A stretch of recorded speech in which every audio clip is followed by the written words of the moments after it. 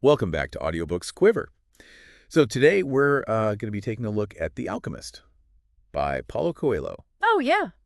And, it's pretty amazing how this book, it's over 25 years old, Mm-hmm. but it still resonates with so many people It really does. worldwide. Yeah, it's a phenomenon. It's Yeah. been translated into over 80 languages. Wow. And it's considered one of the best books of the 20th century. Yeah, and it seems like it struck a chord across cultures, Yeah. which is, you don't see that very often. Right.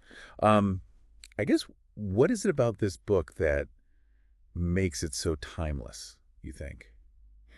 That's a great question. It's a simple story Right. about a shepherd following his dream, Mm-hmm. but there's something more to it, Oh, absolutely. something deeper. Yeah, The Alchemist, it's not just a story. Right. It's an exploration of self-discovery wrapped in an adventure, Okay. and it challenges us to think about our own personal legend, Yeah. like that unique path we're all meant to follow. Oh, that's a good way to put it. Yeah.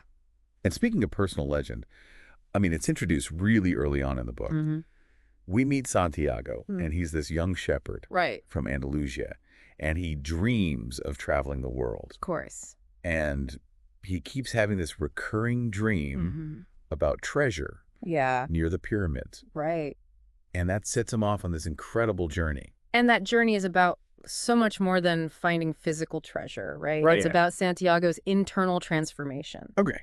Along the way, he meets all these characters, and they play a crucial role in his growth. Like Melchizedek, the king of Salem. Yes. He's the one who introduces Santiago to the whole concept of the personal legend. Right. He acts as a catalyst almost, Okay. pushing Santiago to question his assumption and to consider a life beyond what's expected of him. Beyond his comfort zone. Exactly. That's a big nudge, though, isn't it? Oh, absolutely. That moment where you realize there might be something more, something that you're meant for. And what's really interesting is that Melchizedek doesn't give Santiago all the answers. Oh, that's a good point. Yeah, he points him in the right direction, but ultimately it's up to Santiago to take those steps, And take action. Exactly, to choose to listen to that calling. And along the way, he learns some tough lessons, too. Oh, he does. He gets robbed, right? Oh, yeah, that was rough. Which forces him to adapt. To think on his feet, yeah. And then he meets the crystal merchant. Yeah, the crystal merchant. Yeah. He represents a totally different life path. Right. He's content with his routine. Mm-hmm. And you could see him as almost like a cautionary tale. Oh? He had dreams once. Right. But he let fear hold him back. And so that kind of forces Santiago, and I think us as readers too, to ask ourselves, are we settling? Right. Are we settling for a life of comfort, or are we willing to risk it all for our dreams? Yeah, that's a question I think a lot of us grapple with. All the time, yeah. Trying to find that balance between, the security and the unknown. Yeah. A familiar. And then that call of something greater. And then you've got the Englishman. Oh, yeah, he was an interesting character. Yeah, obsessed with alchemy. Wants to unlock the secrets of transformation. It's like this relentless pursuit of knowledge. Mm-hmm. I think he adds another layer to the story. He does. Reminding us that the pursuit of our personal legend often requires us to step outside our comfort zones. Absolutely. To embrace new ways of thinking. And of course, you can't forget Fatima. Fatima. The woman Santiago falls in love with in the desert. Right. Their love story isn't a distraction from his journey. Yeah, it's woven right into it. It's a testament to the fact that pursuing one's purpose doesn't have to mean sacrificing love and connection. That's good, because I think a lot of people think that you have to choose, love or your dreams. But Coelho is saying that they can coexist. Yeah. And enhance each other. Yeah, I think that's refreshing. It is. And then finally, Santiago meets the alchemist himself. Right. He's this figure of wisdom and mystery. Yeah, and he guides Santiago through the final stages of his journey. It's interesting, though, they're dynamic. How so? Like, the alchemist doesn't just tell Santiago what to do. Yeah. He leads him through experiences. Right. Through challenges. Mm-hmm. And it's almost like he helps Santiago uncover the wisdom that's already within him. Yeah, that's the beauty of it. It's not about being handed the answers. Right. It's about learning to trust your intuition. Okay. To read the omens, to connect with something larger than yourself. Oh, you mean like the soul of the world? Exactly. That concept's a little abstract for me. Sure. What do you think it represents? Well, I see it as this underlying force. Okay. That connects everything. Right. It's the energy that flows through all things. The source of intuition. Right. And wisdom. Okay. Think about those moments when you just know something. Yeah. You feel it in your gut, Right. even if it doesn't make sense logically. You're talking about intuition. Exactly. It is a powerful idea, though, that we're all connected to something bigger than ourselves. Right. It makes those aha moments in life feel a little bit more magical. A little bit more special. Yeah. And The Alchemist is filled with those magical moments Oh, it is. where Santiago is experiencing synchronicities Mhm. and omens that guide him. One of my favorite quotes from the book is, "When you want something, all the universe conspires in helping you to achieve it." Oh, that's a good one. It just speaks to that sense of being supported, of being guided towards our purpose. And that brings us to the ending of the book. Oh, yeah. How does it end? Well, I don't want to spoil it completely, Okay. but it's not what I expected. Really? It really challenges the notion of what true treasure really is. That's interesting. Well, on that note, let's take a break. Okay. And then we'll come back and explore some of those lessons a little bit deeper Sounds good. and what we can take away from The Alchemist. I'm looking forward to it. Okay, so we've talked about Santiago's journey and this whole concept of the personal legend. Right. But what does it all mean, like, for you, the listener? Yeah. How do we take these big ideas Right. and put them into practice in our own lives? Yeah, one of the things that really struck me about this book is how it encourages us to look for those signs, the omens. The omens, that's always been a little bit mystical for me. Sure. But as I was reading The Alchemist, I started to think about it differently. How so? Maybe it's not about, literal signs falling from the sky, Right. but more about paying attention to those gut feelings. Those synchronicities. Yeah, those synchronicities that happen in everyday life. Exactly. Think about those times when you have a really strong intuition about something. Maybe you meet someone unexpectedly and they offer a whole new perspective. Okay. Or a book falls off the shelf and it has the exact information you needed. It's like those little nudges from the universe. Yeah. Trying to tell us something. If we're open to seeing them. If we're open. Yeah. And this ties into another key theme, which is intuition. Okay. The Alchemist really suggests that we all have this inner compass, this deep knowing within us. But sometimes that voice is so quiet. Right. How do we learn to hear it? Well, that's where the practice of silence comes in. Okay. Santiago, he often finds clarity in the silence of the desert. Yeah, it's in those quiet moments when he's able to really connect with himself. Exactly, and hear the whispers of the soul of the world. It makes sense, though. How so? We're bombarded with noise and distractions All constantly. the time. No wonder it's so hard to hear that inner voice. So if you're feeling lost or uncertain, Yeah? try creating some space for quiet reflection. Like how? It could be meditation.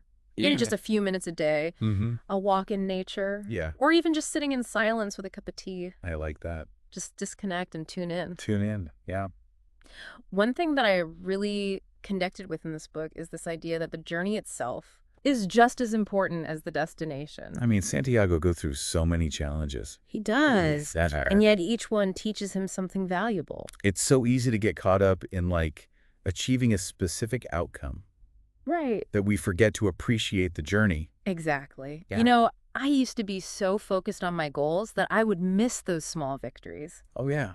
The lessons learned from mistakes. The Alchemist has really shifted my perspective on that. It's a good reminder that embracing the journey, even the messy parts, Yeah. can lead to those unexpected discoveries and a deeper sense of fulfillment. Santiago's encounter with the thief in Tangier. Oh, yeah. That was a perfect example of that. He loses everything. He's completely thrown off course. It was rough. But it becomes a turning point. Okay. It forces him to rely on his intuition, and it leads him to the crystal merchant, Right. who teaches him valuable lessons about life and purpose. It's like what we were just talking about. Exactly. Sometimes a setback can be a redirection, Yeah, a push in a new direction. one that aligns more closely with our personal legend. It takes courage to see it that way, though. Courage. Yeah. I think that's another takeaway from this book. Absolutely. Santiago has to overcome fear and doubt at every turn. I think we all have those moments where fear holds us back. Mm-hmm. It's easy to let the doubt creep in and convince ourselves that we're not capable. We're not worthy. Yeah.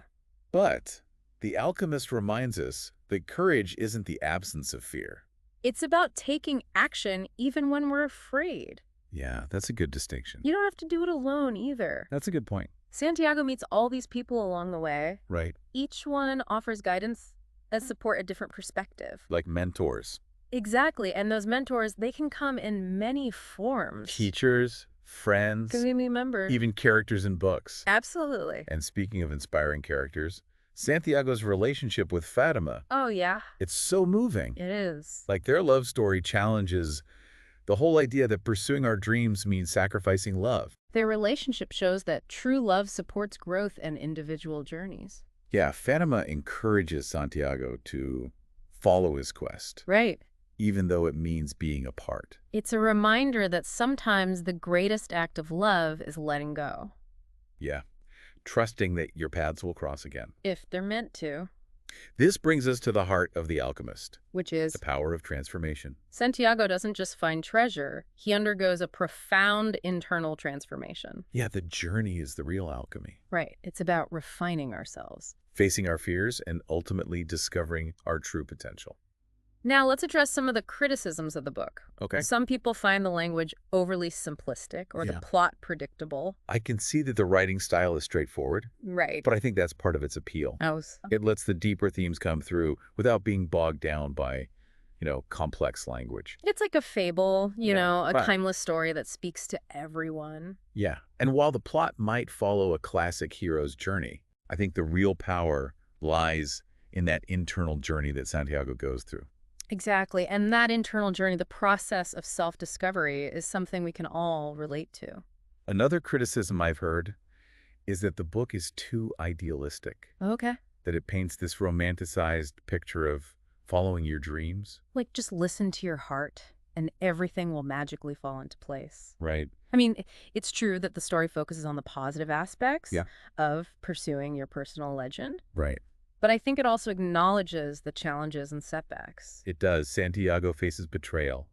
He experiences loss. He has moments of doubt and despair. Yeah, his journey isn't always easy. And I think that's what makes the story more empowering, How so? because it suggests that even when things are hard, we can still persevere Right. We can learn and grow from those experiences. and ultimately achieve our dreams It's not about avoiding challenges, but about developing the resilience to face them. and coming out stronger on the other side. The real message is that the pursuit of our personal legend is a journey worth taking. Even with all the ups and downs. Exactly. I think that's a great place to stop for now. Okay. When we come back, let's talk about those times when we feel lost, unsure about our path. Sounds good. Okay, so we've talked about all the inspiring stuff in The Alchemist. Yeah. The parts that make you want to chase your dreams. Right.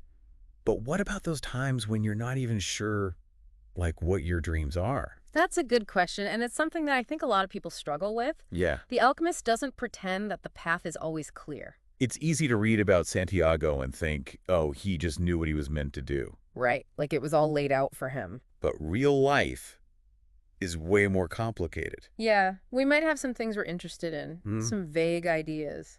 But what happens when you don't have that clear sense of purpose? Right. That burning desire. It can be frustrating. Super frustrating. Yeah. It's like you're standing at a crossroads with no signs. I think in those moments, The Alchemist offers a different kind of guidance. Okay. It's not so much about having a specific goal in mind. Mm-hmm. It's more about being open to possibilities, Being willing to explore. Exactly. Trusting the journey, even when you don't know the destination. So instead of overthinking everything, Yeah. maybe just take a step Any step just to get moving. and see where it leads. Exactly. You never know what you might find. That makes me think of another criticism of the book, Oh, yeah. that it makes following your dreams sound way too easy. Right. Like, just listen to your heart and it'll all work out. Exactly. It's not always that simple. Not at all. I mean, there's real life to consider. Right. Responsibilities, Yeah. practical considerations. And sometimes, following your personal legend means making tough choices. Absolutely facing challenges. But I think The Alchemist acknowledges that. Yeah, even if it doesn't say it directly. Right. Santiago goes through a lot. He does betrayal, lost out. And those challenges, Yeah. those moments of uncertainty, they're all part of it. Yeah, they refine us. Teach us lessons. Make us stronger. So it's not about avoiding the hard stuff. Right. It's about learning to deal with it. Exactly. And maybe even discovering something about yourself in the process. That's a good point. Yeah. It's like the journey is full of surprises. Yeah, twists and turns. And you never know what you're going to learn along the way. And I think it's in those moments. When we feel lost, Yeah, unsure of our path. that it's even more important to remember what the alchemist is trying to tell us. To listen to our intuition. To be open to the signs, And to trust that the universe is guiding us. even when we can't see where we're going. And maybe the biggest lesson of all, Says, never give up on your personal legend. yeah, it might not be clear right away, It might take time. but the journey is worth it. Absolutely. Well, for anyone listening who's been touched by this book and who feels inspired to pursue their own personal legend, Yeah. share your thoughts in the comments. We'd love to hear from you. And for those of you who haven't read The Alchemist yet, Yeah. what are you waiting for? Add it to your reading list. It's a powerful story. It really is. And before we go, don't forget to like and subscribe to Audiobooks Quiver Yeah. for more in-depth summaries and reviews of awesome books just like this one. See you next time. Happy reading.